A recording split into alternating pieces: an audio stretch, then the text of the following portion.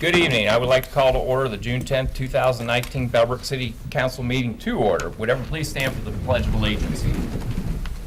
I pledge allegiance to the flag of the United States of America and to the republic for which it stands, one nation, under God, indivisible, with liberty and justice for all. Roll call. Mr. Edwards. Here. Mr. Greenwood. Here. Mr. McGill. Here. Mrs. Middlestetter. Here. Mrs. Seeger Lawson. Here. Deputy Mayor Schwaller. Here. Mayor Baird. Here. Formal approval of regular meeting minutes of May 13th, 2019. Does any member on council have any corrections, additions to the regular city council meeting minutes of our last meeting? None. Seeing none, the minutes are approved as written. Mayor's announcements. There's nothing on the agenda, but I do have an announcement this evening. I believe most of the city council has been aware of this. I am getting ready to move. So what that means, I will be moving out of the city of Bellbrook. I will be moving to Sugar Creek Township. I really wasn't looking for a house, but a house came up. My wife and I discussed it, and it's one of Bellbrook and Sugar Creek, the houses now pretty much go in the day. So we had to make a decision that day to put in an offer, and they accepted it. And we'll officially be moving into that house on June 15th. So I will, later this week, I'll be providing city council and our city manager formal notification resigning my position as mayor of the city of Bellbrook effective June 15th, 2019. It's been 7.5 years as mayor. It's been 8 years city council. I started attending city council meetings in 1991. And they finally got tired of me coming to meetings. I was working for Dayton Power and Light, and I was also the president of the Chamber of Commerce at the time. They said, why don't you run? So one of the gentlemen decided he was retiring. He asked me to run for his position, and that was the first time I ran for elected office. Never had great ambitions, but the last 16 years have been great. I would like to thank not just the city council, the city manager, also the past city managers.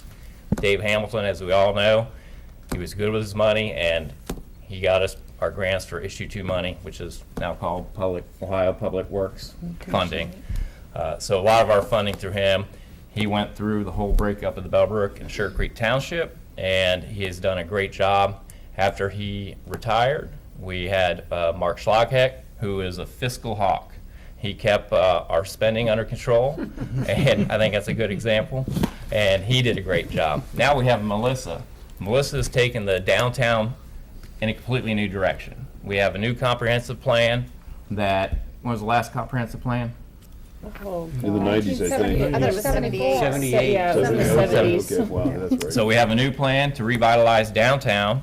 Of course, money is always an issue, but we once again have already received grant funding for 2 projects downtown this year alone. You'll see all the improvements with the benches and all the other things. So she's done a wonderful job and has brought in a breath of fresh air. I also want to thank all the workers, both the police, fire, and service department, road department, for doing such a great job. We're only here twice a month. They're out there every day keeping us safe. When you call the EMTs, they're at your house in under 6 minutes. And that's what providing good services to our residents is all about. So with that, Deputy Mayor Mike Schweller, on that date, will become mayor according to the city charter, and then there will be an election in November that will be running for mayor, and the city council will be appointing a council person to the vacant seat that Mike has held. So I've enjoyed the almost 16 years, 15 and a half years, and I sort of regretfully notify everyone that I am resigning on June 15th. So that's all I have. Moving on. Introduction of ordinances. Ordinance number 2019-12, water operation fees. Mr. Greenwood.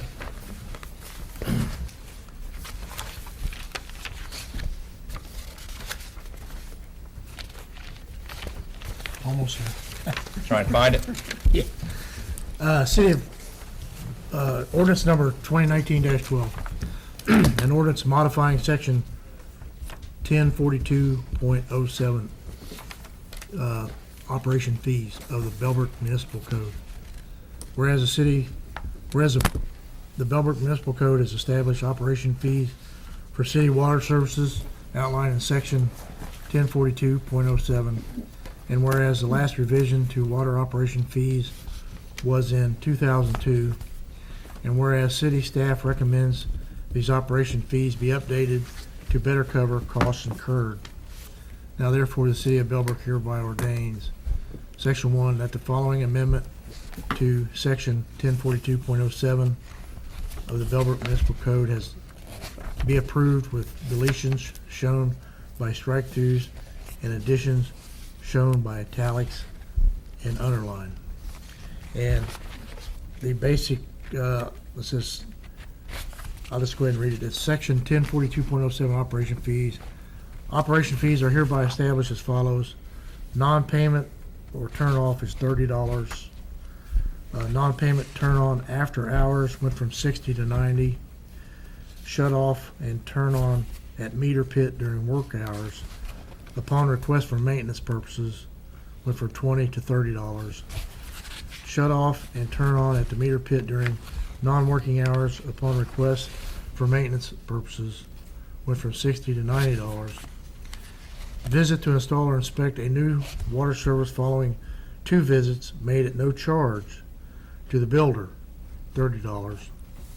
Vacation shut-off and / or storage of meter upon customer request, that'd be the monthly minimum, so it's no, you don't incur any more charges.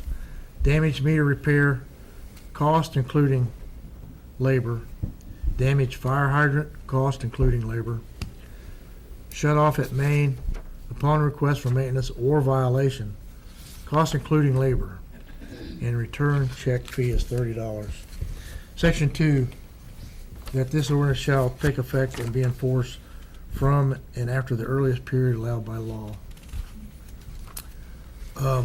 Costs have went up since 2002, so it's about time. So basically, there were 2 main things that were changed here. So the non-payment, it just said non-payment shut off. It didn't say turn on. You're shutting off and turning on. It's the same thing, basically. So that has always been $30. And then that was A. And then C is shut off and turn on at meter pit during working hours. We brought that cost up in line with the other shut off and turn on, which was 20 and is going to 30. And then the non-payment turn on after hours, as well as the shut off and turn on at meter pit during non-working hours, we took from 60 to 90 because it's when anytime an employee is called in, it's a 3-hour minimum and it's already at an overtime rate. So that better brings it in line with costs. So those are the major changes. Any questions on council? This is an introduction of ordinances, so there'll be a public hearing for this ordinance at our next city council meeting that Deputy Schweller will be running. I'm not sure if I should abstain or not. But may I have a motion to introduce ordinance number 2019-12? Mayor, I'd like to introduce ordinance number 2019-12. May I have a second? Second. Roll call. Is that there? McGill. Yeah. Motion was made by Mr. Greenwood to introduce ordinance 2019-12, an ordinance modifying section 1042.07, operation fees of the Bellbrook Municipal Code. This was seconded by Mr. McGill. Mr. Greenwood. Yes. Mr. McGill. Yes. Mr. Edwards. Yes. Mrs. Middlestetter. Yes. Mrs. Seeger Lawson. Yes. Mr. Schweller. Yes. Mayor Baird. Abstain. Resolutions, we have 2 this evening. Resolution 2019-N. Mr. Edwards. Thank you, Mayor. Resolution number 2019-N. A resolution strongly urging the Ohio Governor and members of the Ohio General Assembly to restore the local government fund to pre-recession levels. Whereas the local government fund was reduced in 2011 by 50% during the Kasich administration from 3.68% of general revenue funds to its current level of 1.66% of general revenue funds, and whereas past Ohio General Assemblies have repeatedly decreased funding and revenue sharing in recent years, in addition to significantly reducing the local government fund, including eliminating the estate tax and phasing out the tangible personal property tax, and whereas these reductions have resulted in a loss of revenue of $82,000 annually, and whereas the sudden revenue loss has made it increasingly difficult to provide basic services rebuild infrastructure, and bolster public safety services to fight the opioid epidemic. And whereas when municipalities experience success in fostering safe communities, building sound infrastructure, and increasing economic development, the state of Ohio reaps the benefits as well. Now therefore, the City of Bellbrook hereby resolves, Section 1, the Ohio General Assembly should restore the local government fund to pre-recession levels, ensuring that these local communities are able to provide crucial services and improvements in infrastructure and public safety. Section 2, this council does hereby declare its opposition of any further cuts to the local government fund or the future diversion of revenues from the local government fund. Passed by council on this 10th day of June 2019. So this resolution was put out by the Ohio Municipal League asking various municipalities to put this in front of their councils and hopefully pass this and send this on in support of restoration of the local government fund. So in the resolution, it talks about also not only the elimination of the local government fund, but also estate tax and tangible personal property tax. The revenue in this resolution is just referring to our local government fund, which was about $82,000 a year. Estate tax and the personal property tax could fluctuate. The estate tax much so more than the others, but the $82,000 was what we are losing out on annually from the local government fund. So this would be submitted to the state, and the legislatures would hopefully collectively see all of these and take them into consideration. I think we've all been through the cuts when we merged our dispatch with Sugar Creek Township. The state partially balanced their budget, in which Ohio you have to have a balanced budget on the cities. The local government fund was started, I believe, in '33 during the Depression when they first put on sales tax. And part of the deal was that services that the state did not provide, that the cities are providing, that they would assist in that. But during that time frame, the bigger tangible personal property tax, and the other one that is annoying to me is if you renew a levy, or not renew it, but replace a levy, you also lose the home occupancy tax credit, non-commercial tax credit, and homestead exemption. Mm-hmm. So, so it's in the same thing. They're still in session right now, usually till the end of June, but it could go into July. So I have heard rumors that they may restore some, but time will tell. Any other questions or comments regarding Resolution 2019-N? It'd be nice to see them do something, because we've taken a pretty significant hit on this stuff, and the state has reduced the individual income tax to 4.97%. The business tax now gets a $250,000 small business deduction. The remainder is taxed at a maximum rate of 3%. And the Ohio franchise tax has totally been eliminated, so this is the first time that we would have gotten some sort of benefit that goes back. And this is something that all the municipalities share in, as far as I know, so this is everybody in Ohio, and not just the business taxpayer, so to speak. or And entities. townships and counties. Right, Yeah. right. Everybody. There's a formula. All of us. Yep. Okay, may I have a motion to adopt Resolution 2019-N? I'll make a motion to adopt Resolution 2019-N. May I have a second? I'll second. And roll call. A motion was made by Mr. Edwards to adopt Resolution 2019-N, a resolution urging the Ohio Governor and members of the Ohio General Assembly to restore the local government fund to pre-recession levels, seconded by Mrs. Seeger Lawson. Mr. Edwards? Yes. Mrs. Seeger Lawson? Yes. Mr. Greenwood? Yes. Mr. McGill? Yes. Mrs. Middlestetter? Yes. Mr. Schweller? Yes. Mayor Barry? Yes. Moving on, Resolution 2019-O. Mrs. Middlestetter. Thank you, Mayor. Resolution number 2019-0, a resolution in support of the Greene County Complete Count Committee.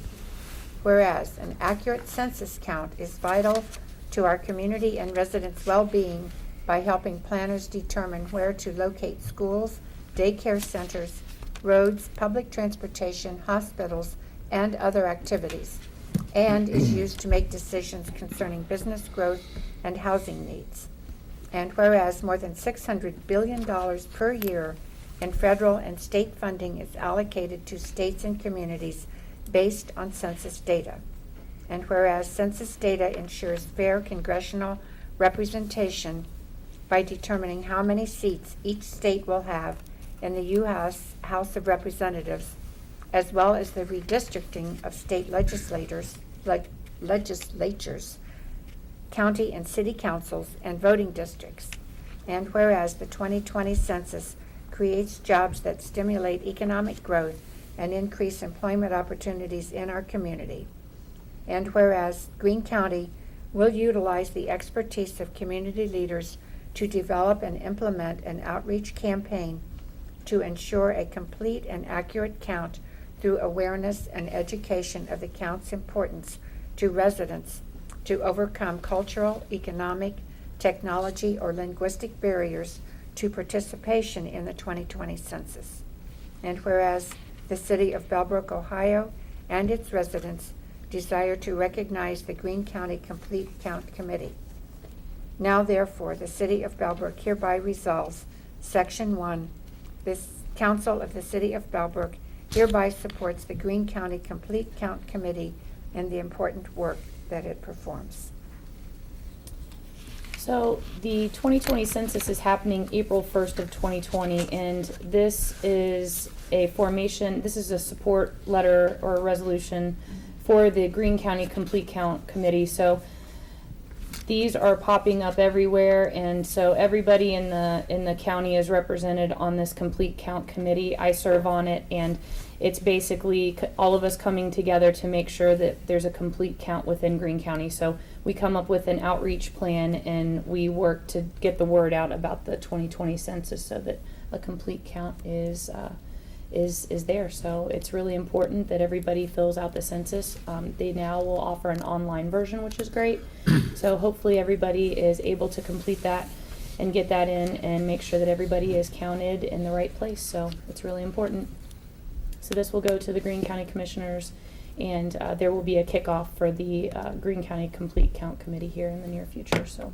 And that's we've what this had is how for. many meetings regarding this? It's been a lot.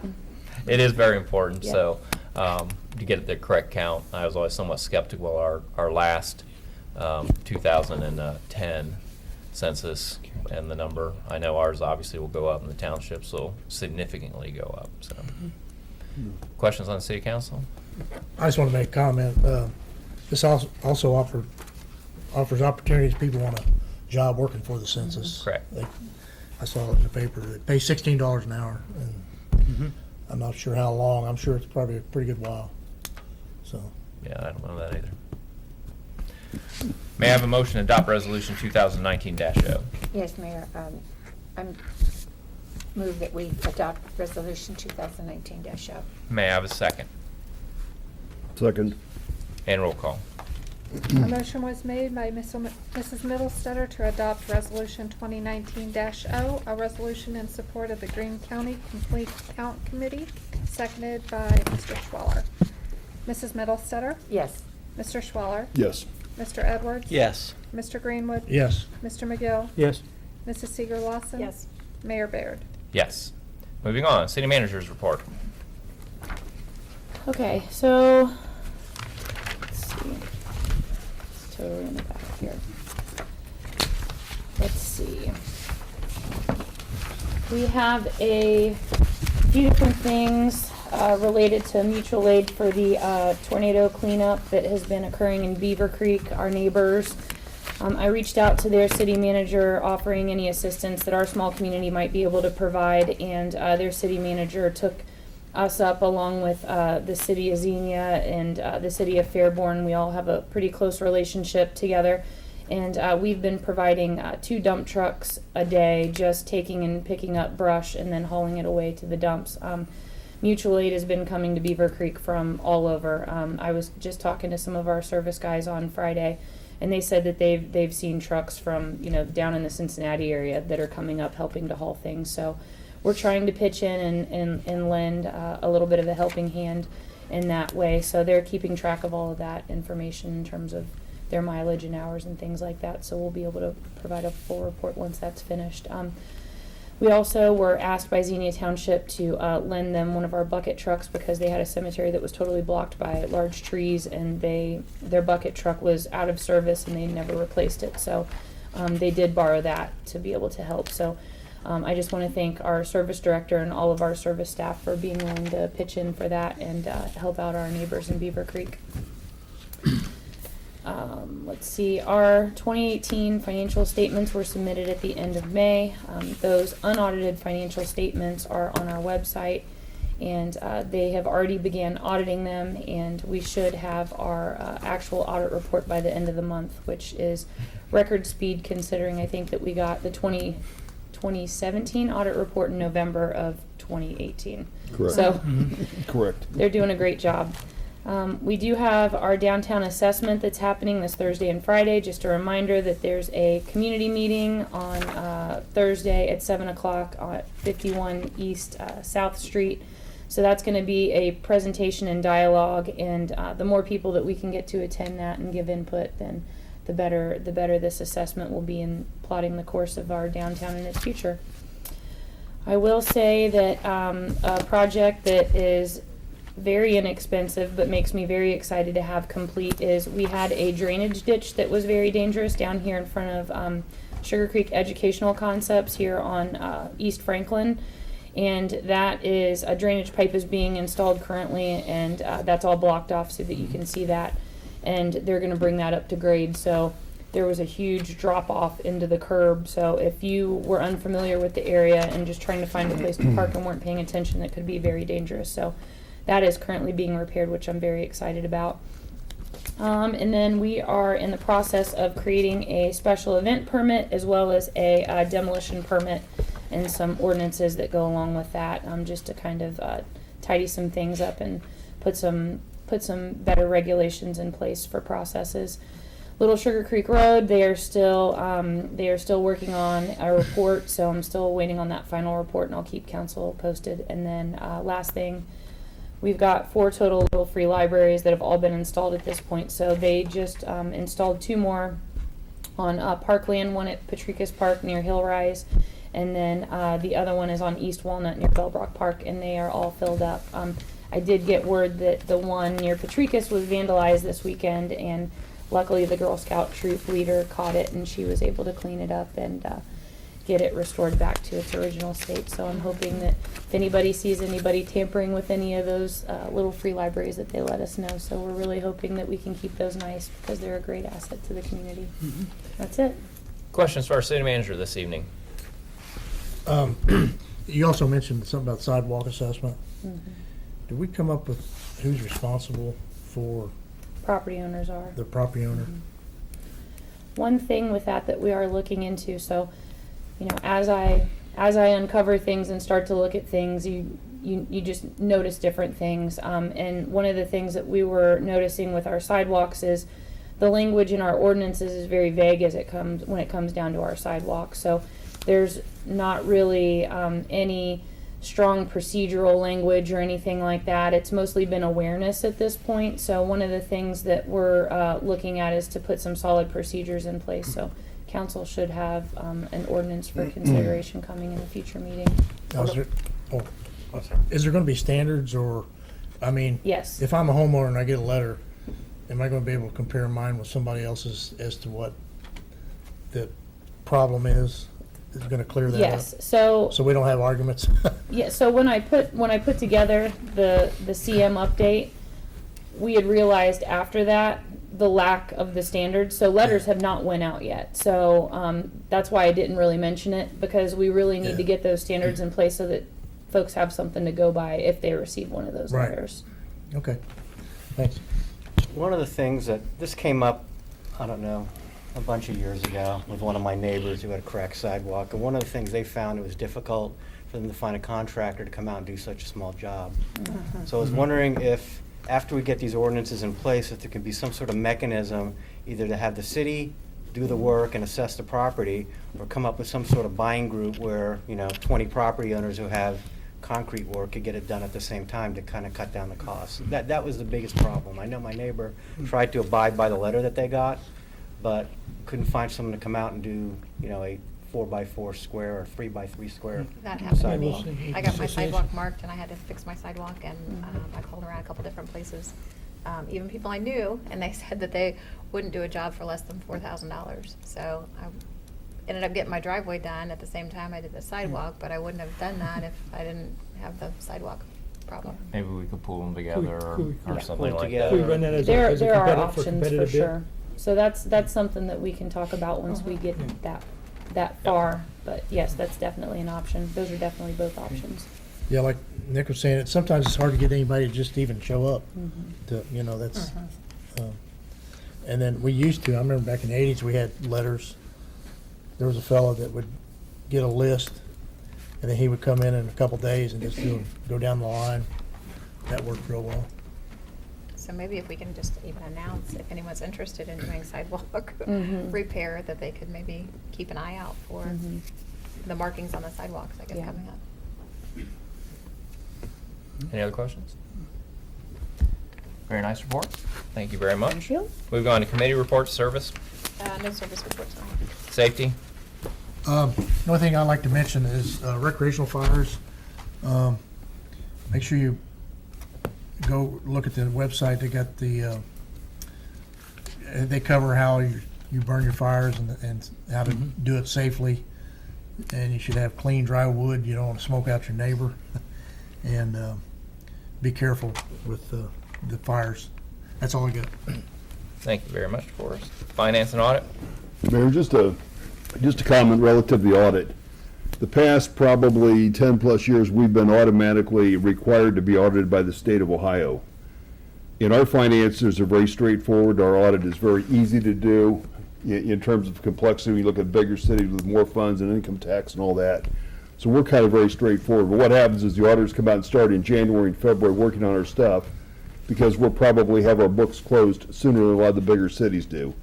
Then what happens is the city's doing this comprehensive annual financial report, this CAFR, those need to be completed by June 30th. So what happens is all the field auditors leave the jobs they're working on, and now they go to the big cities like Huber Heights, like Beaver Creek, like the city of Dayton, so forth and so on. And so we become second fiddle. And so then when those reports done June 30th, then they come back between that time and November the 1st and wrap up all the small city audits. Now, we've petitioned a number of times to the state to go outside and use a third-party state-approved audit firm, which is what we're able to do this year, because we just don't fit the big city type posture for the state. So it made more sense for us to go out. So the delay in getting the audit report done in November was not due to us. It was due to them. But keep in mind, they came out here, they got started.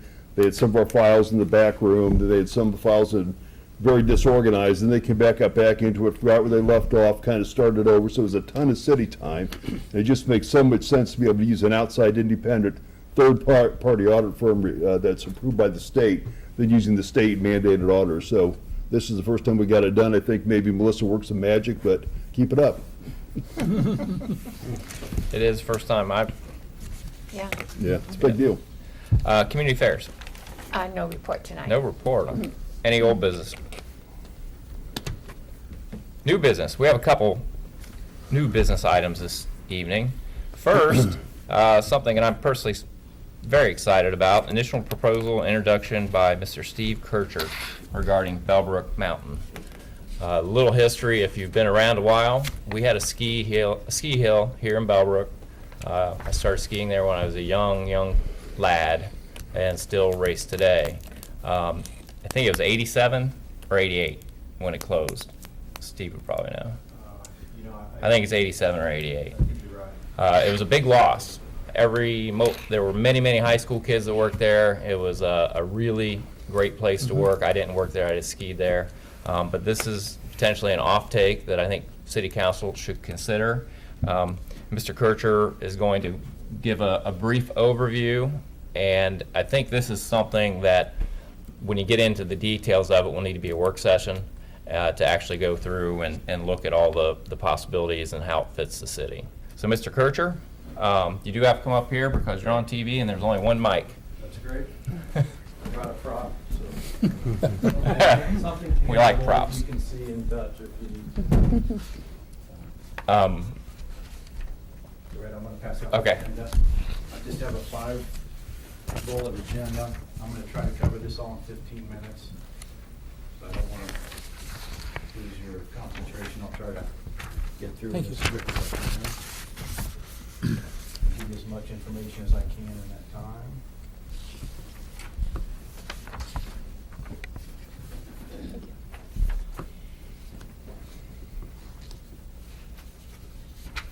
Thank you, Steve.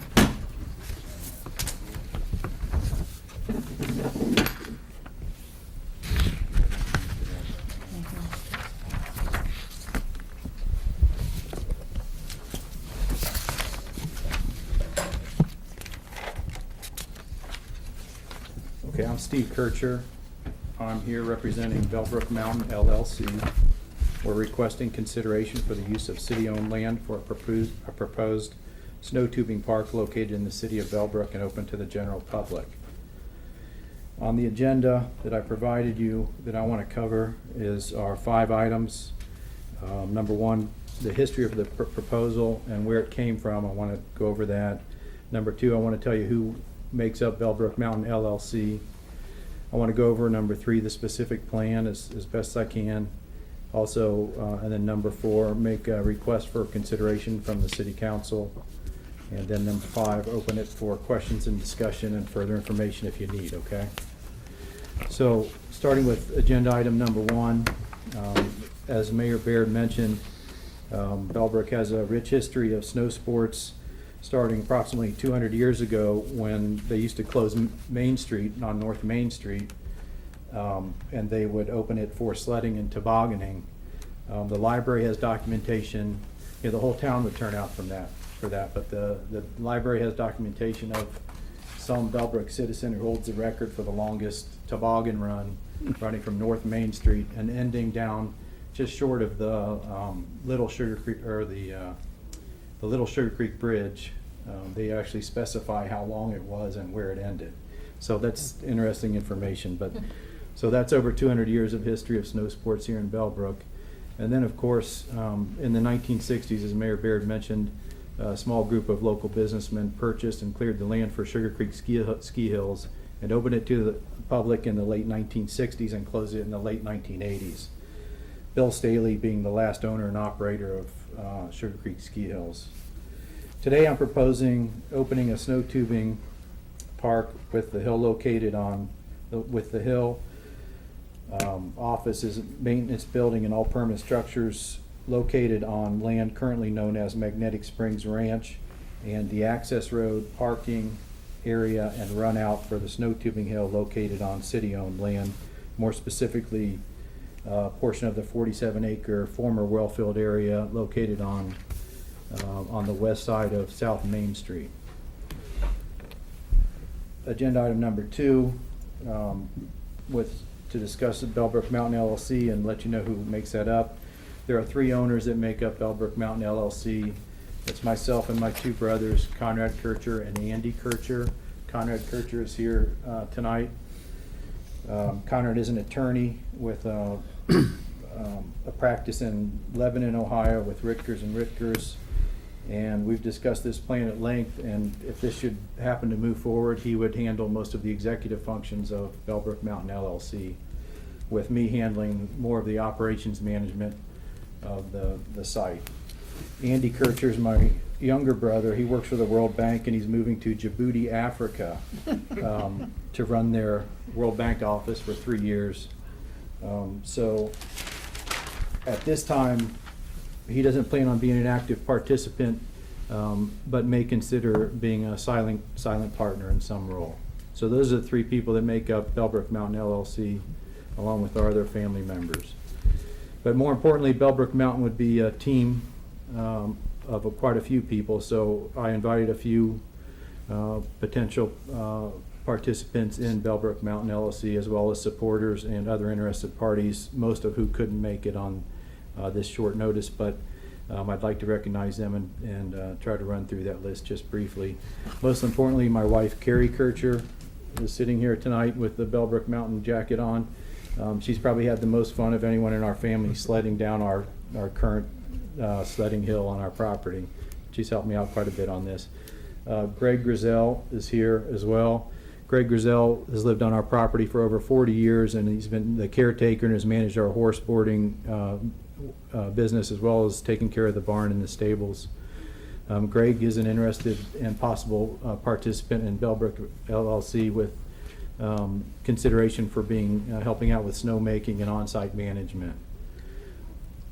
He's also been sledding and skiing on our hills for over 40 years, and the last time I think he and we skied down the Big Sugar Run 2 years ago and had a nice day. It was a nice cold day with about 6 inches of snow, and we had a good time skiing down the hill. So the other person is Bob Vigas. I don't think he's here tonight.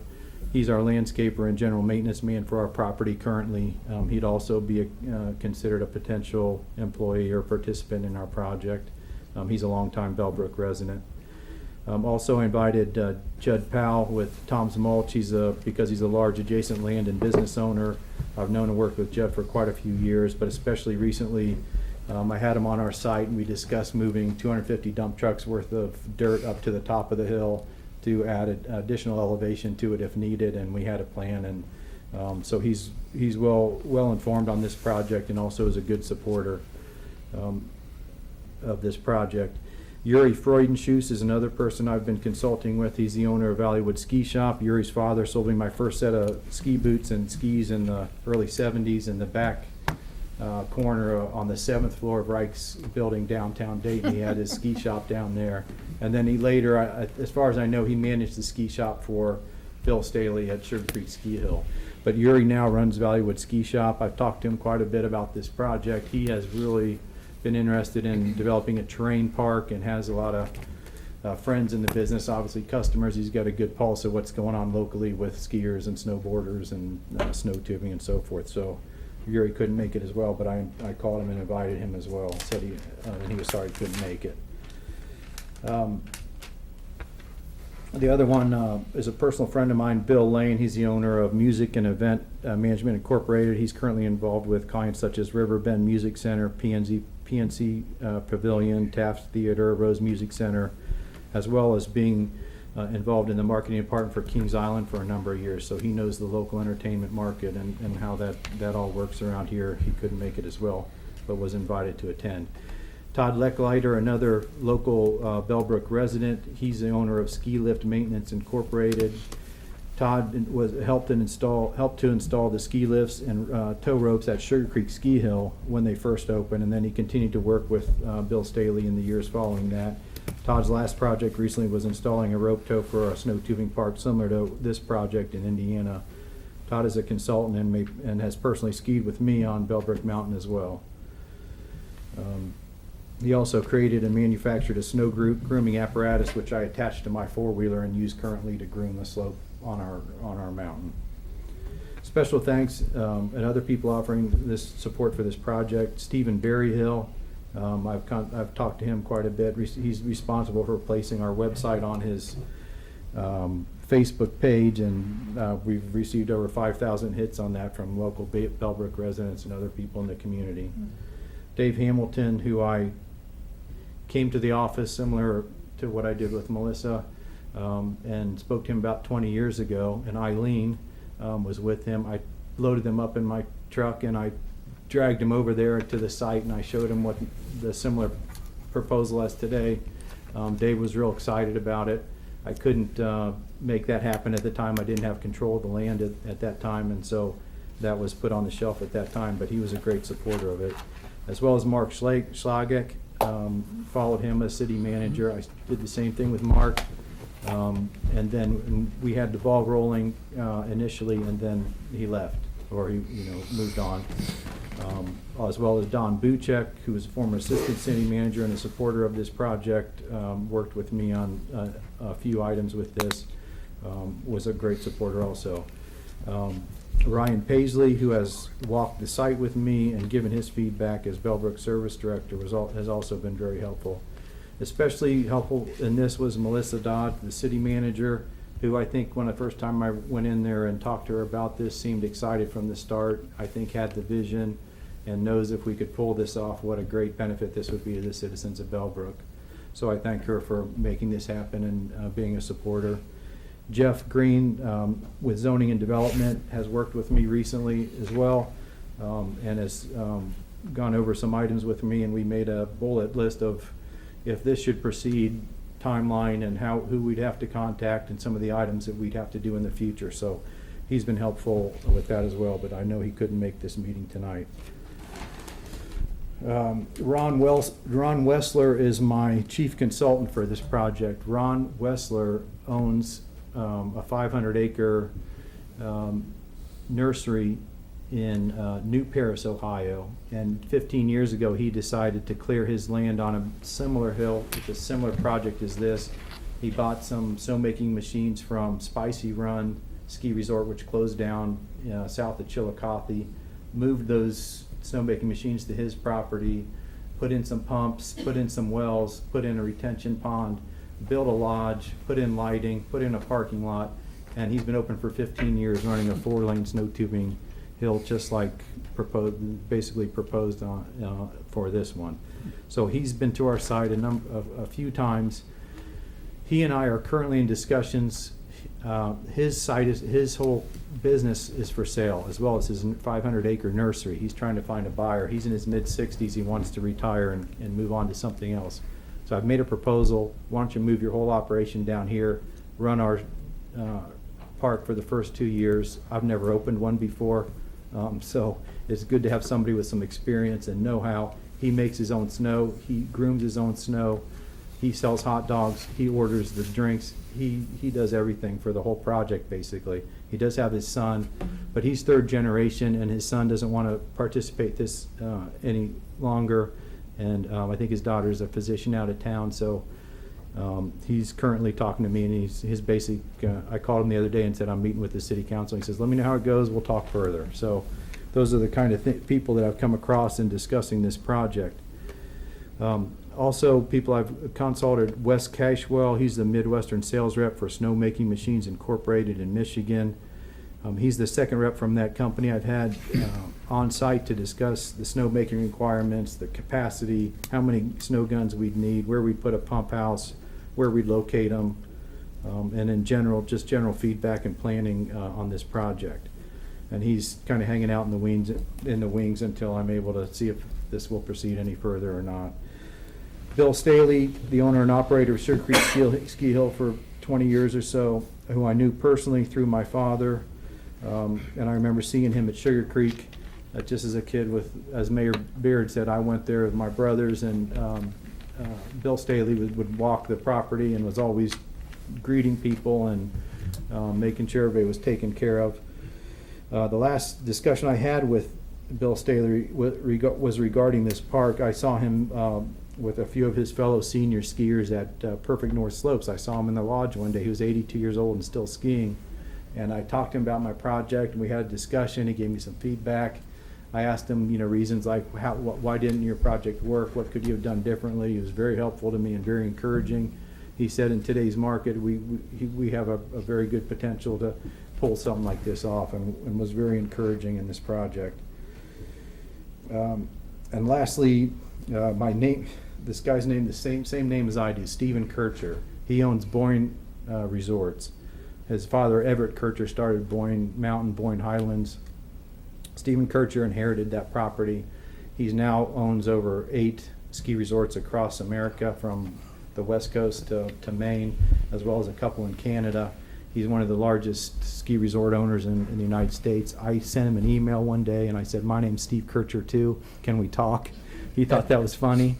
So we started talking, and I said, by the way, I've got this little hill here in Bellbrook, Ohio. What are the chances, since you're probably the best person in the world to ask this question to, I'm going to ask it, what's the chances of a micro ski resort making it in the Midwest? He said it's not likely that a micro ski resort can make it in the Midwest, but a snow tubing hill or park is the way to go. They're so profitable, your footprint's low, and that's the way to go on this. So, it's good to have him as a consultant, and he's been helpful. So those are the people I wanted to at least mention that I've discussed with and introduce him to him. Now, as far as the general plan goes, number 3, I'm going to try to keep this short. We could speak in more detail. Mayor Baird mentioned possibly a workshop or something in the future. I'm happy to be available to whatever I can do to, make myself available to give you as much information as I can. But let me just go over this briefly. Preliminarily, it is a 4-lane snow tubing hill supporting approximately 200 visitors at one time, up to about a maximum of 1,000 visitors daily. You just can't have that many more customers on the hill at one time, so 200 is pretty much the limit. That's what Ron Wessler shoots for on a great day. He can't have more than 200. I think he has 150 snow tubes. So that's how he kind of maxes out his sessions. The general season is highly weather dependent. Obviously, it runs from December 15th approximately to March 15th approximately. Ron Wessler was open 47 days this past winter. He shoots for about 60 days to be open annually, but again, it's weather dependent. And he usually is open from Wednesday through Sunday. He shuts down Monday and Tuesday for maintenance, give people breaks, and to work on other things. The hours are approximately 10 a.m. to 10 p.m. In general. That's kind of what I have earmarked. Required also for this project would be approximately about a 200-car parking lot, and which would need to be gravelled and improved, and that's part of the Wellfield property. It's already flat. It already is a good base. It has an access road currently that is partially has asphalt covered. I would need to improve that, I think, to a 2-lane, and then especially the access area directly off Waynesville Road would probably need to be widened. Jeff Green had talked to me about we need to speak to the county engineer to get traffic studies done and talk to them about what would be required to make that a safe access area off of Waynesville Road. Lighting would be required for the entire park, from the access entrance area along the access road, the parking area, and then the hill itself. The initial plans calls for 6 snowmaking machines, probably 4 permanent machines, and maybe 2 that are on carriages that you can move around. Gives you a little bit of flexibility on where and how to make the snow. Temporary trailers would be required for the ticketing, the restrooms, and then also a warming hut. They're called yurts, if you're familiar with those. A lot of these snow tubing parks have them. They're round structures, maybe the size of this room or half the size of this room. And basically warming huts, concessions, things like that take place in them. I think you need a concrete pad placed there. That's the only permanent structure I can think of that would be required on city-owned land. The maintenance building, the business offices, and then any other permanent structures, the pump house would all, from my point of view, be located on our property or Magnetic Springs Ranch. So it would all be just temporary structures that would be there placed at the beginning of the season and then removed at the end of the season. The opening date, I just have earmarked for December 15th of 2022. That's 3 years from now, or a little bit more than 3 years from now.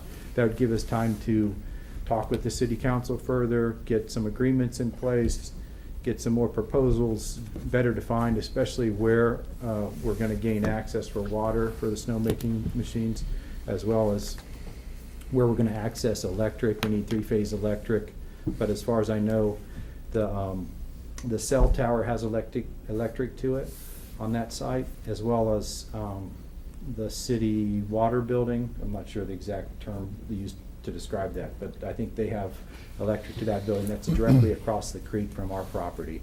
So I thought those 2 are important items, but the great thing about them is the water's there. It's just how we're going to get it and where we're going to get it. The electric's there. It's just a matter of specifically where we're going to bring it in from. So those are 2 great items that work as a great benefit to this site directly. Okay, so number 4, in closing, is our request for consideration. Specifically, Bellbrook Mountain LLC is requesting consideration from the city of Bellbrook for an agreement to use the former Wellfield property for this project discussed. Bellbrook Mountain, I want to make sure everyone understands it. Bellbrook Mountain LLC is self-funded. We're not requesting any funds from the city. We're not requesting any financial help. It's strictly and entirely on our shoulders. We have capital in place and feel that we have enough capital to get this open properly on the right time frame and have some slush fund money in case we have some bad years starting off. So I think we're in pretty good shape there.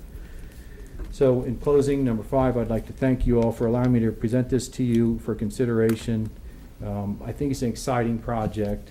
They're really, I call for on the initial letter I think I provided that I'm looking for a public-private partnership between Bellbrook Mountain LLC and the city of Bellbrook. I think it's a great opportunity, and you would not be without giving making some concessions for this, namely the land, and then also your support, and then also cooperation in the future to make this work. That's the partnership I envision. The business items, the capital, the expertise, the work, everything involved otherwise, and all the permanent structures, the business offices, things like that would be on our shoulders. That's what I envision working with the city on this as a partnership.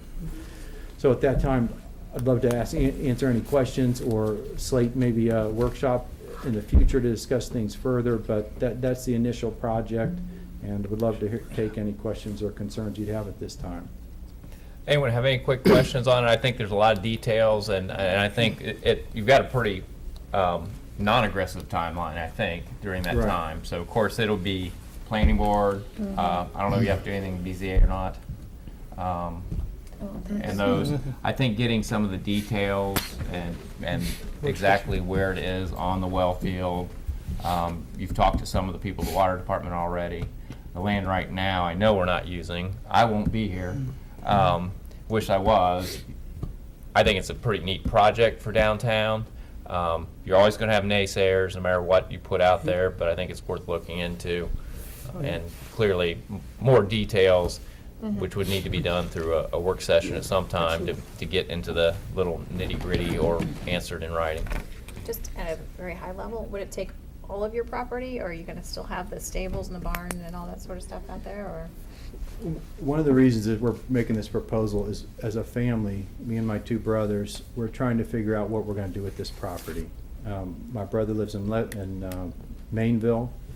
My other brother is moving to Djibouti, Africa. I'm local. I live in Centerville with my wife. We're trying to figure out a way to retain it in its current form. We appreciate and all want this property to stay virtually untouched.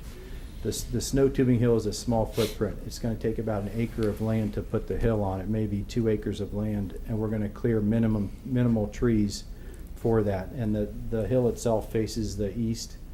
The rest of the property, we don't have any plans to change, and would very much like to keep it as it is. And so this project is one of the options. If we can get this done, it may support retaining the property as it is instead of making other decisions like selling it or doing something else with it further. So the tube runs would actually be on Kircher property. The hill itself would be on Magnetic Springs Ranch, the Kircher property. Okay. The runout area ends almost at the fence line. We ski down that hill now, but we are able to stop before we cross. There's a chain, or there's a barbed wire fence separating the well field from our property for our horses, and so we don't cross over that.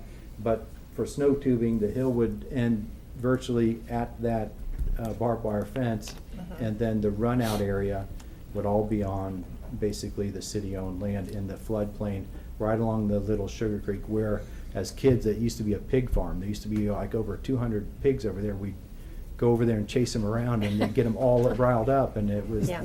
And then what else can you use for that land? I can't imagine the city or anyone else having any other use for that land. That's another beauty of this project. It's really making good use out of city-owned land that's currently not being utilized.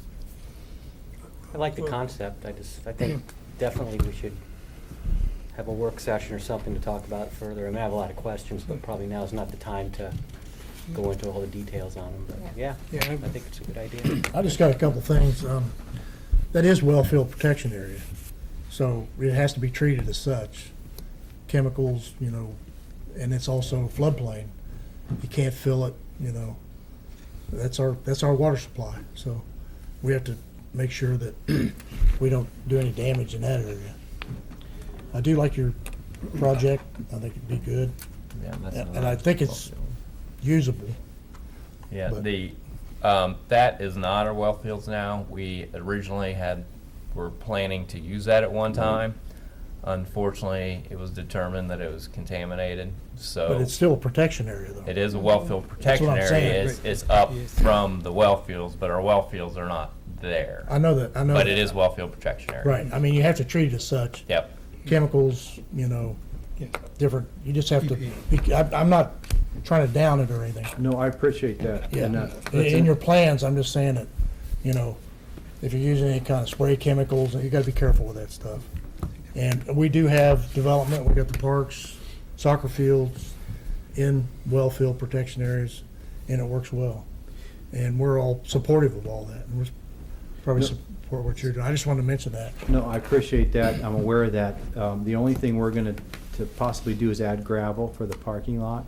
And then the cars and trucks that would be the customers parking there. Yeah. And so whatever I oils or. don't think that's an issue, though. I don't either, but we have no plans for permanent structures on the Wellfield Yeah. property. None, zero. Don't plan any chemicals, not changing the property in any way, Right. other than improving the access area, the access road and the parking area, and bringing in electric as well as lighting for the project. So I hope that goes along with what you just described. Oh, We don't sure. want to get in I was any just saying- situation with that, and are aware You that there are said, restrictions. you said it was a former well field. It's not actually a well, but it's well field protection. So it has to be, Yes, sir. just some, and our Brian Paisley, he's well aware of, he I've knows. walked that site with him. One of the issues he brought up with are there's some standpipes there that would Mhm. need to be capped or Yeah. things like that, but we discussed and I told him the type of Yeah. use. Obviously, you have better access to him than I do, but I don't think he had any issues with what we discussed. Right. I just wanted to make sure that you're aware that I am, thank you. it is. And the other question, where are you getting your water? Is that being Bellbrook water? No, the water, I have listed on our plan 3 options. My main option, my priority would be to try to get water directly out of the Little Sugar Creek and do like a culvert with a submersible pump, pumping into the pump house, which would then pump up to the snowmaking machines. It takes a lot of water. Surface water is colder than well water. So if you're able to access a creek or stream for surface water, you're well ahead of the game in using less electricity to lower the temperature to a temperature you're gonna use to make the snow. So surface water, number 1. So if I can get it from the Little Sugar Creek, I'd love to get it from the Little Sugar Creek and put a pump house right there on our property, but close enough to the Little Sugar Creek. If that's not, but that's located on the city-owned property. If that's not able to be accomplished, then I would go to our property in the back, which we own both sides of the Big Sugar Creek, which has a little bit more flow, not much, but it has more flow, where we could locate any structures or any access area on our property. If that doesn't work and surface water isn't available or an option, then I would put in wells and pump into a retention pond and then into the pump house to be distributed to the snowmaking machines. That's what Ron Wessler does at Valley's Edge Snow Tubing. He has two wells in the lower part of his property. He pumps from the well up to a retention pond located on the top of his hill, which he put in up there. It's about an acre retention pond. And from there, he uses that water to pump to his snowmaking machines. Perfect North has a lake. Mad River Mountain has a lake and a stream they access. So you can access surface water. The Ohio Division of Natural Resources has some restrictions on how much water you can take out of a stream, but they're the riparian rights that you get for owning Right. the property, that you have access to that water up to a certain amount, and then you have to apply for a special permit. I've talked to Ohio Division of Natural Resources about that. They said even if you use over that amount, there's a permitting process, and it allows for exclusionary or uses that they would allow, and our use would be taking the water out of the stream, throwing it up on the hill, making it into snow, and it goes right back into the stream. We don't change it. Right. We don't add any chemicals to it. We don't use it in any manufacturing processes. It's the same water you throw up on the hill, and it goes back into the water, the aquifer or water supply, whatever, in an unchanged form. You lose about 5% in evaporation. 95% of it goes back into the creek. Yeah, that's good. I wouldn't have any trouble with it. I mean, that sounds good. Yeah. Well, certainly your proposal is very forward-thinking, and it sounds feasible for the city of Bellbrook to enter into that partnership with you. But I would like to hear more about the proposal itself, more in detail, before we have any discussion. More discussion. Absolutely, I plan on doing that. I appreciate the brief amount of time that I had with you this evening. I know there's a lot of things to go into this and a lot more discussions to be had, and we look forward to doing that. The snow-making machines would be on your property. Yes, as planned currently, at least the 4 permanent structures. Now, the ones on carriages that you can move, the run-out area obviously requires snow too. It's feasible, you can make it on our hill and cover our hill, and then with the snowcat, when Push you're it. grooming that, push it down into the run-out area. I'm concerned about noise next to the residential property behind you. I'm so glad you asked that question, because on our website, the very last video is a study done by a gentleman in Indiana on their snow tubing park and how it affects the residences with lighting issues and noise levels. And he does a decibel reading. He stands next to the machines, then he goes about 100 yards away, and then he goes like, I don't know, 300 yards away and gives the decibel readings. It's very informative. I found it on YouTube or something, and so that's the reason I placed it on there, to answer those questions specifically. I really don't think realistically it's that much of an issue. If you look on where our hill's gonna be and where we're gonna have our machines, I think the noise level is gonna be very, very low, and then the lighting also. And you know, the main neighborhood is that off of South Main, that neighborhood back behind Chad Kuntz's retail area, and sitting between that and our hill is are the 2 30-foot water tanks, as well as that building that act as a screen, and as well as the creek and as well as a tree line. And I would estimate it's like over 600 feet to the closest resident. Well, I know you can hear the cement, things from the cement. Totally. I have a You- cabin you back can- there. You and can it's- hear it clear over on Eckworth Drive, so that's what I was wondering, how it would affect. I think a lot of these questions are the ones we need to go in further detail, not for tonight, but Okay. I think they're good questions. And I think there's a lot more questions you can ask. Sure. But, you know, when they get moving along and want to actually get a work session to go over, spend maybe an hour asking all those questions and going through the process of, I don't know what the process is, planning board and all the other potential things. What I like is the forward thinking on the years.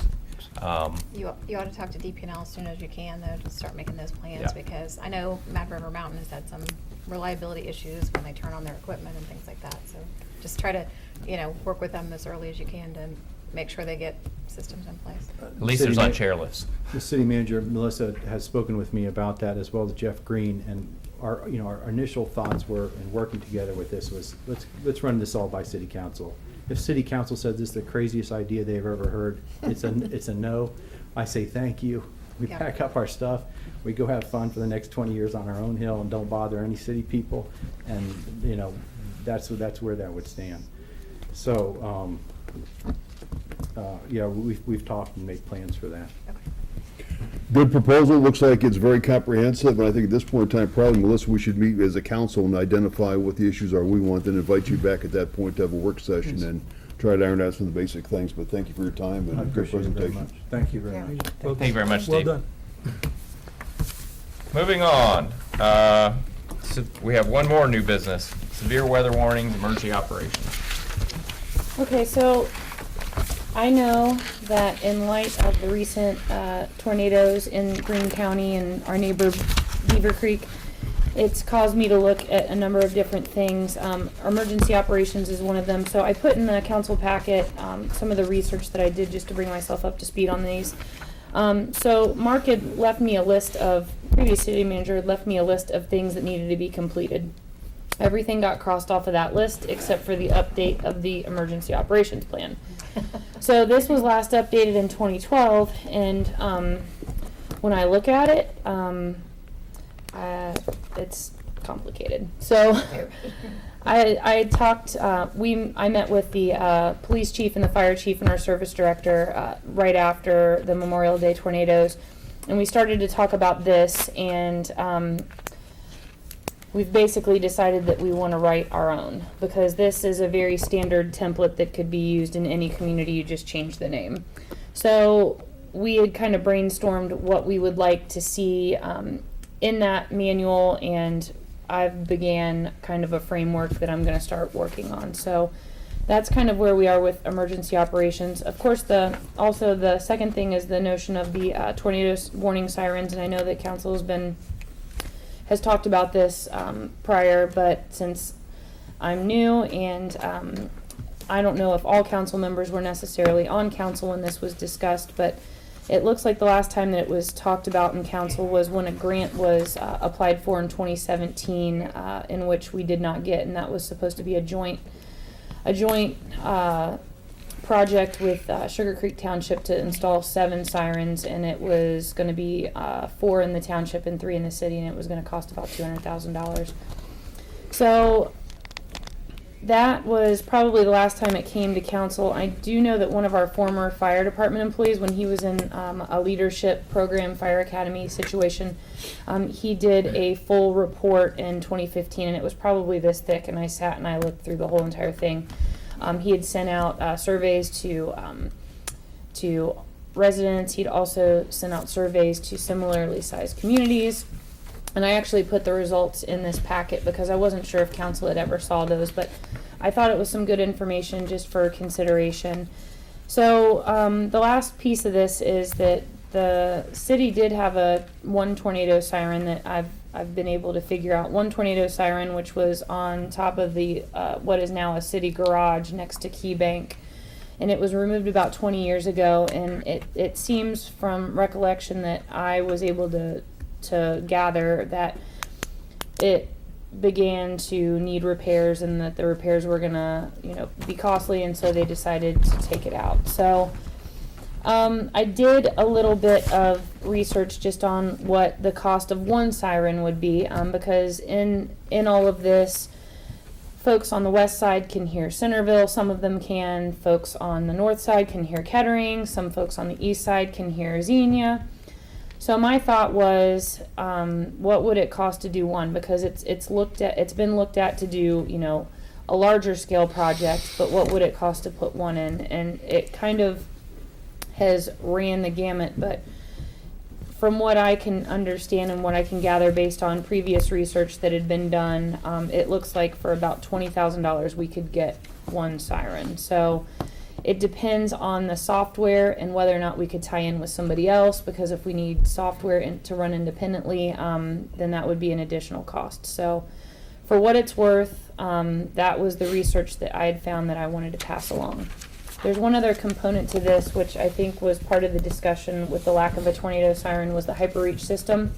So in 2012, we went in with with 10 other jurisdictions in Greene County and purchased the HyperReach system. So Bellbrook paid about $1,100 for their share of this service. And what happens, a lot of people were asking, why didn't I receive a notification that night? And so I really started to think to myself, was it something that I should have done? How is that activated? Because I know in other communities the National Weather Service would activate that, and that was the case here, is that the National Weather Service does activate that. And it did not go off in this community because it wasn't in the direct path of the tornadoes that were happening. So the thing with HyperReach is it uses a 911 database, which only includes landlines. A lot of people have went away with their landlines. So if you would like to get a HyperReach to your cellular device via text message or a phone call or both, you've got to go and actually enter in that information, enter in your address, because HyperReach has the ability to even get down, if there's a specific issue with a specific street, it can target those areas. So HyperReach is only as good as the information that's put into the system and the database. So I've got a header right on our main website so that people can go in and people can sign up for this. When I checked this, I wrote this report on Thursday or Friday of last week. And at the time of checking, which there was a surge on Monday, or on Tuesday, I should say, of Tuesday and Wednesday of signups into HyperReach, but when I checked, there were only 10,570 people that had signed up in the whole county for HyperReach. So it's estimated, the estimated number of adults in Greene County is about 133,000. So that means that only 8% of adults are even enrolled in this. So clearly there needs to be much more of a campaign for people to sign up for that. But it's also kind of an indicator that many people aren't using it, and it's been around for 7 years. So I know that tornado warning sirens are meant for outdoors, but I think that a lot of people really do depend on them. So for what it's worth, that was the information that I'd gathered, and I am turning over to you all just in light of the recent events. Just doing my due diligence. So I will take whatever direction council would like for me to in proceeding with anything as they wish. And there are other apps though, weather apps There that people are. have, and like, I know I subscribe to like WHIO weather, and so that would actually go off, and it has gone off the last couple times we've had storms. So it tells you when there's heavy rain, it tells you when there's lightning strikes, and obviously tells you when there's a tornado warning. And I did put on our website and our Facebook page how to turn those notifications on your phone, just the standard notifications that go off that aren't tied to necessarily a news station. It's in the National Weather Service. So I did put the directions up for how to activate those on an iPhone and on an Android device. So that is on our website too, for what it's worth. I think some discussion with the township, maybe we could entertain some sirens with the township. You know, we've grown a lot since, you know, we got the plats around the school, and so we're all kind of the same group of people. And the sirens can be used for more than just tornadoes. There's other situations. I mean, they were called air raid sirens when I was a kid, you know. I remember Miamisburg had a train derailment back in the 80s that created a situation where there was gas. It moved. I saw it move across a base. It traveled that far. So I don't know. Maybe have a discussion with all options. And I think, like you brought up, the education about the hyperreach and all those people don't know. And I look at some of the charts that the firefighter developed. And one thing I did notice, 90% of the people think we got one siren. And a lot of people think we should have. And the hyperreach, I had it go off, it's been several years ago. There was a tornado right real close to Spring Valley. You remember that? And it went off. I was signed up for it. And like you said, it has to be pretty close to where you're at before it does go off. So I think the education part would be the first thing we would want to do. Make sure we get a lot of data out to people how to do this. And then, and like I say, that's used for more than just tornadoes. So. And maybe even just educating that we don't have a tornado sign, so that they're not waiting for that to go off. It's important too. Maybe good for the community newsletter next time to talk about it, make sure we can get a little bit more sign up on the hyperreach, because that's certainly an inexpensive option, and with the ability to hook in your mobile devices and your landlines, that gives them real flexibility. Because I think one of our concerns was years ago is that the siren system was going to be very expensive, and 7 sirens to maintain them and get them operational, all that kind of stuff. And then secondly, it does a good job of notifying people outside. Yeah. It may not notify heavily insulated, some of the newer homes that are kind of well put together, well constructed, may not hear it as well. So it's kind of a limited audience, but I think it's worth further discussing and looking into to find out what the options are to see if it's something we want to go down.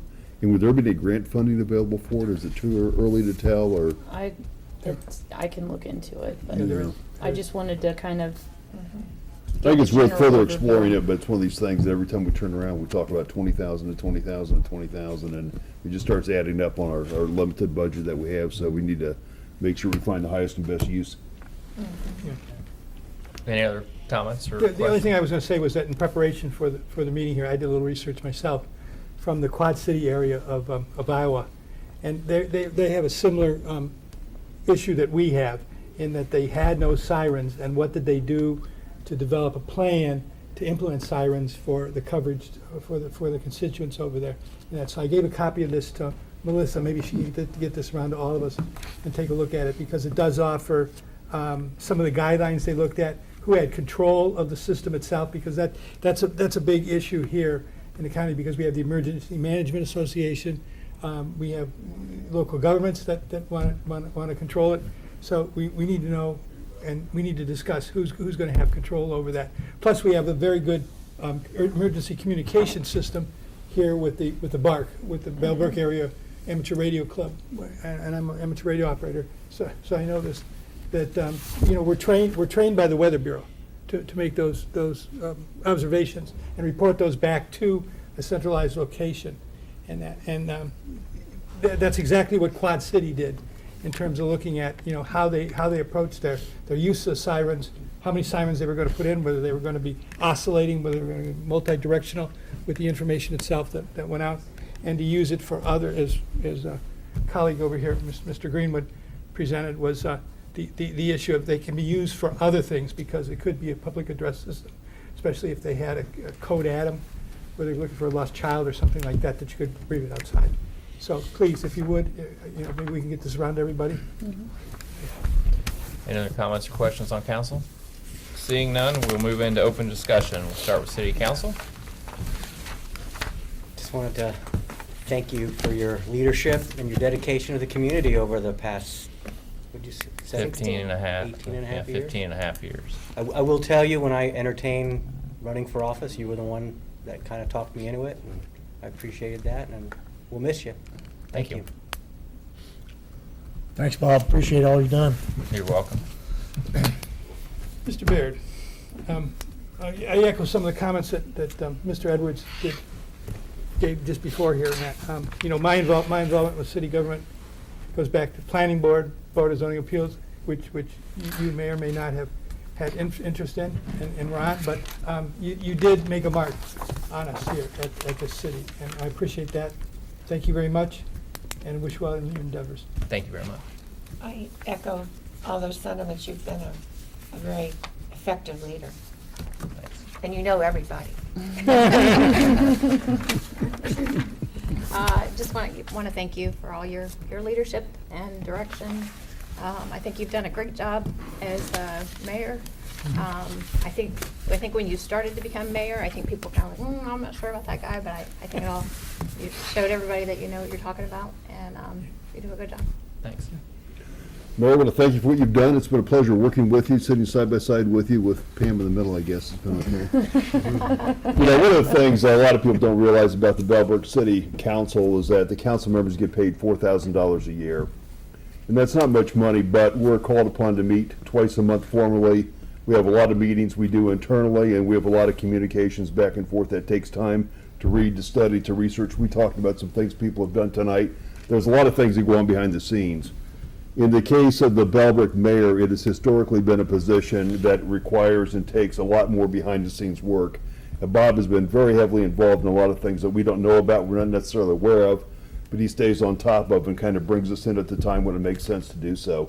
The mayor gets paid, I think it's like $6,000 a year, but it's certainly not even a part-time job. It's a less than a part-time job, but it requires a ton of devotion, a ton of effort, and a huge commitment to the city. So thank you so much.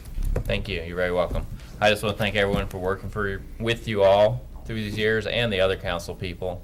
I really did enjoy it, and it was a very hard decision. So we're moving forward.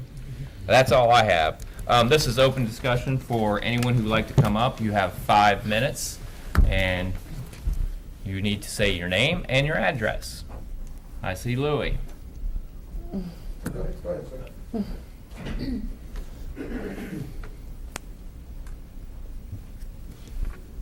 Good evening, Council. I'm Steve Baldinger, 1982 North Sheffield Drive. And I just want to reiterate a little bit on the tornado sirens. I appreciate the city manager's research that she's done and bringing this to council. As a citizen of this city, I'm very concerned that we don't have the tornado sirens. I know there's a lot of electronic apps. I did 26 years active duty in the Air Force as a weather forecaster. I understand this science. I understand what the National Weather Service does, how they issue tornado warnings. I understand why HyperReach didn't go off for Bellbrook in this, the previous storms, right? I contacted a couple of council members when I first moved here a couple years ago. At that time, I was happy with the response, the HyperReach, okay, seems like maybe it's a good idea. But the more I think about it, if we can find a siren for $20,000, $40,000, isn't that worth it? If it saves one life, I think it's worth it. I think about people at ball fields that may not have their cell phone with them, people in meetings where we're on vibrate, where if we're in church, who puts their cell phone on in church? How do we get those notifications? I know at church when I got severe weather coming in and I'm at church, I'm watching it on radar. My wife don't like it, but I'm watching it because I'm a weather guy. I mean, that's what I do. All right, and she appreciates it when I tell her, hey, we need to leave. Seriously, we need to leave.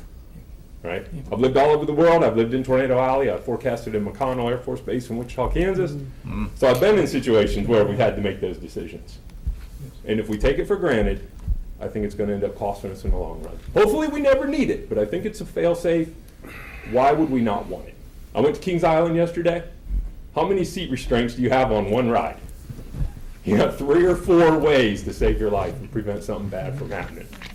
It's just another avenue, just another communication tool, just another resource to save a life. Thank you for your time. Thank you. Place will take. Once again, this is public hearing time, and here's Louis. Louis is our camera guy for the people out there I'm watching Louis live on Schatzberg. TV. I'm Louis Schatzberg, and I live at 4082 Ridgetop Drive. Bob, it's been a pleasure working with you at the city council here. I remember when you were down there where Mr. Edwards was, and then you went from one end of the spectrum to the other end of the spectrum. But you've always had a positive attitude, and you've always had good information from your daytime job that you always enlightened us with. And you always recused yourself when those situations happened without any hesitation. And everything that you've done has been very professional, I feel. And I feel you've done a great job for the city. And thank you for your time. Thank you very much, Louis. I appreciate it. Going once. Going twice. Mr. Dave Buccalow. Please say your name and address. And you have 5 minutes.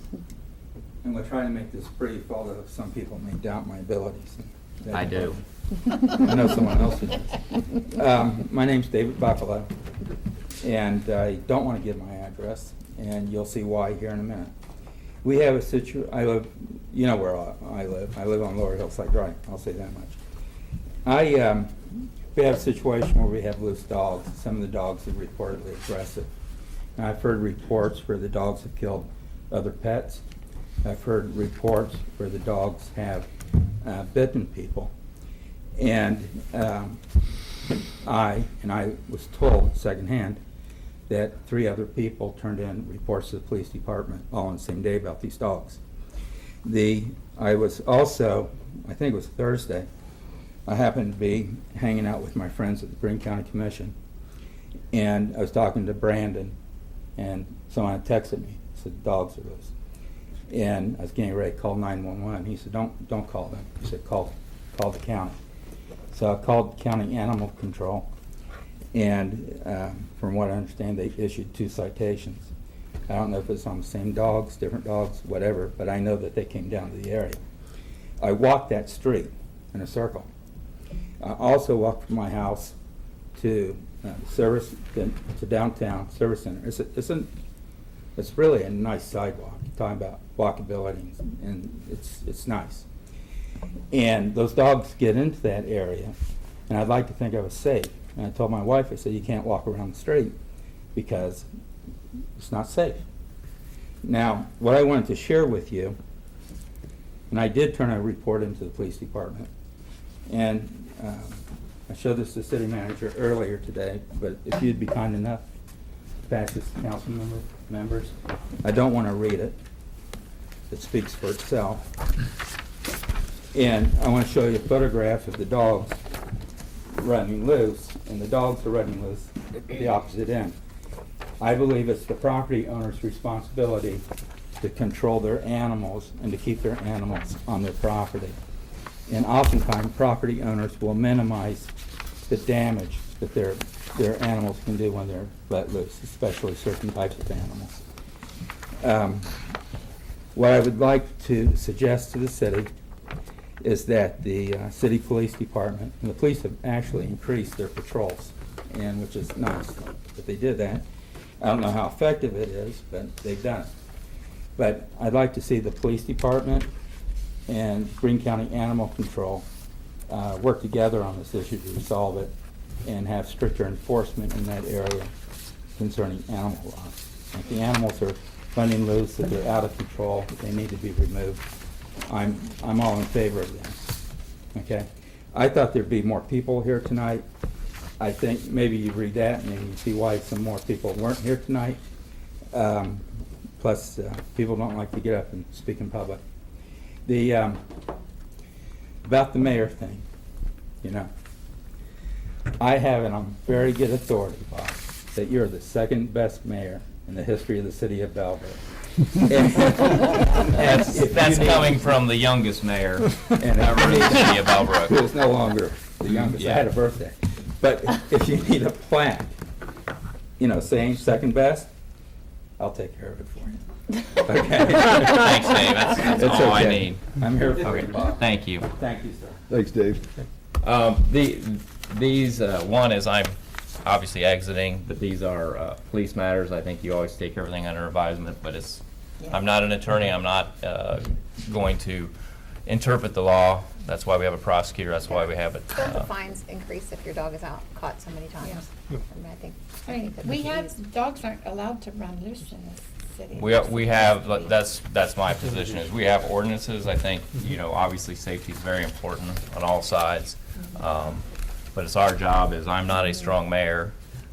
Melissa runs the city, along with the police chief, fire chief, and a road superintendent, not service director. May I rephrase? You were running out of your time. Yeah.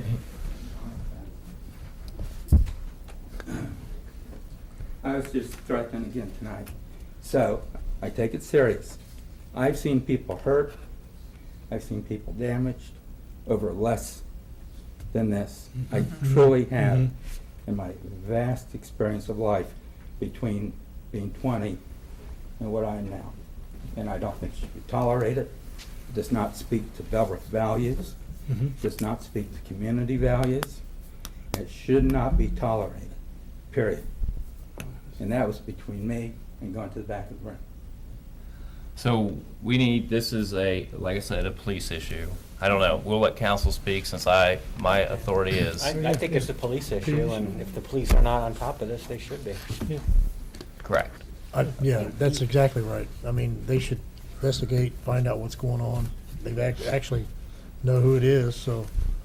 Yep. And then the ordinances are there. If your dog is running at large, that's a violation. And you can, up to a point, be put in jail for. And we've enforced this in the past. We see, you know, various loose dogs that are, owners are cited or warned, and, I mean, it's not always the same dogs, but, you know, I guess conceivably it could be. All right. Once again, this is a public hearing. Anyone in the room has 5 minutes. Please say your name and address. Hello, everyone. My name is Lakeisha Taylor. Most people know me in the community as Kay. I worked a few hours at Dollar General and a few hours here at Valero. And Mayor, first time I met you, I think we met on terms of rolling papers. You came into the grocery gas station asking for a newspaper, I think. And I asked you paper, and we laughed about it. Okay. So I know one behind those guys. Absolutely. So I am the person in question about the dogs, Tyson and Layla. I have lived in Bellbrook for over 17 years. I moved here from California. I'm originally from Alabama.